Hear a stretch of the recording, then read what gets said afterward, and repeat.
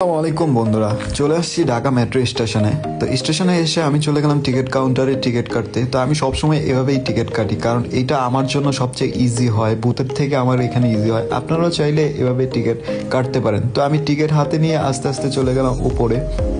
তো আমি যেই সময়টা বের হয়েছি এই সময়টা হচ্ছে অফিস টাইম, যেহেতু অফিস টাইম তো এই সময়টা একটু মেট্রো স্টেশনের ভিতরে অনেক মানুষ থাকে, যেহেতু অফিস ছুটির টাইম তো একটু মেট্রো স্টেশনে জ্যাম থাকবে। আপনারা চাইলে এই টাইমটা বের নাও হইতে পারেন। তো আমি ট্রেনের জন্য অপেক্ষা করলাম, অবশেষে ট্রেন চলে আসলো।